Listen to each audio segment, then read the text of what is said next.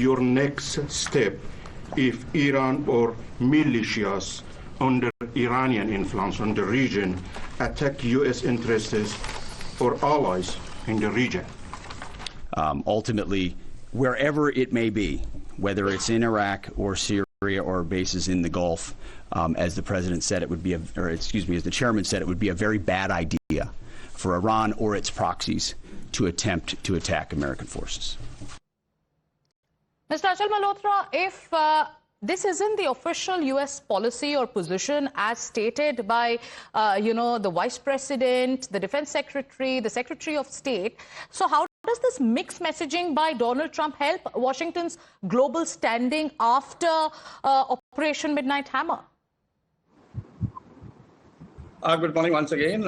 I think my considered opinion is that right from the beginning, Israel in collusion with America in collusion with Israel have been pursuing twofold objectives as far as Iran is concerned. The first priority was definitely to attack its nuclear program and make sure that Iran is never able to manufacture a nuclear bomb. But at the same time, they have always been looking at the possibility of a change in regime in Iran. And I think they have been, thinking about it not day before yesterday, but for many, many years. Because the current regime is the regime which is openly defying, both Israel and America. Mm. And death to America, death to Israel is a common, other sort of slogans which emanate from Iran.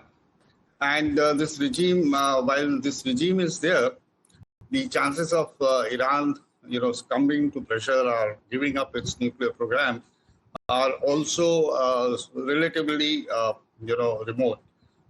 The program may be delayed, deferred, but so long as they will have the technology and intention. But if there is a change in regime, there may be a change in the policies also. It has happened in the history of the world in the past. South Africa had already manufactured a certain number of nuclear bombs, but then finally they gave up, their nuclear program and officially declared it in 1993 or 1994.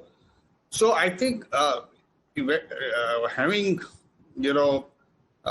sort of nearly achieved their first priority or the first target, that is hitting the three major Iranian nuclear sites, Donald Trump has already started giving, and don't believe what Donald Trump says. If you believe Donald Trump, he was supposed to wait for 2 weeks before doing anything or taking a decision. But yes, I think, and it is my firm opinion, that the regime change has been on their table for quite some time. How they will be able to achieve it, it's a different question. Right. In the current scenario, of course, there is a surge of nationalism in Iran, and there may not be a popular uprising against the current regime. So how that it was probably easier in the case of Iraq when they did it in 2003, when Saddam Hussein was eliminated and the new regime was installed. But whether they will be able to repeat the history, something which we'll have to wait and see. Absolutely. Over to you. Yes, Mr. Whitman, I also want you to be with us because my colleague Priyank Tripathi is in Tel Aviv. He's been reporting on the ground situation. Let me go across to my colleague Priyank, who joins us live. Priyank, it's a day after Operation Midnight Hammer. There is a lot happening when it comes to the global political scenario post US strikes on, 3 nuclear sites in Iran. Donald Trump goes on to claim that the damage has been, so decisive that Iran is feeling the impact. But in Israel, what is the situation on the ground? Yes, Sagrika, it is yet to be decided that what could be the exact retaliation from Iran's side in terms of military warfare is concerned with respect to the United States. Soon after the U.S. bombs hit out on these nuclear plants in Iran, we saw that there were barrage of missiles which were fired towards Tel Aviv, Jerusalem, which also hit multiple locations. Today, early in the morning, around 3 a.m., there were another set of missiles which were launched from the Iranian side towards Israel, but the IDF managed to control it. We are at this Indian embassy here in Tel Aviv, and I would like to show you that there are arrangements which have been put in place by the Indian government to facilitate the Operation Sandhu for all those Indian nationals who want to go back to India. We have spoken to those Indians who have left through Jordan. There is another set of troops which will be going back to India from Israel, and they will be going from the Turkey side. Let's go and try to talk to them. So you're going back to India? Yeah. There must have been a series of calls which you would have received from back home. Yeah. What was it all about? Were they worried? They were worried, but now we are having the Indian government here, Indian embassy support, so we are going back to home.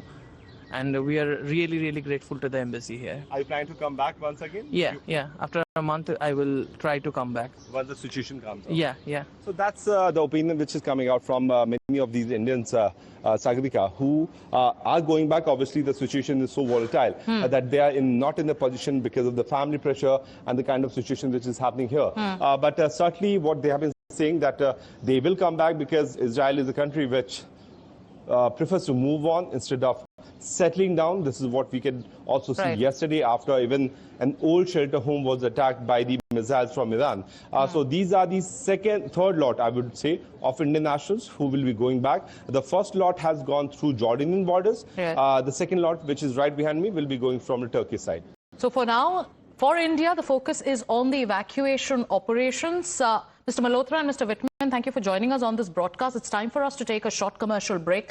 Priyank is getting us the live updates. We'll keep our focus on all the developments with regards to the aftermath of Operation Midnight Hammer. How will Iran retaliate? The planning is currently underway. Khamenei says that the enemy is being punished. We'll tell you all about that, but let's take a short break.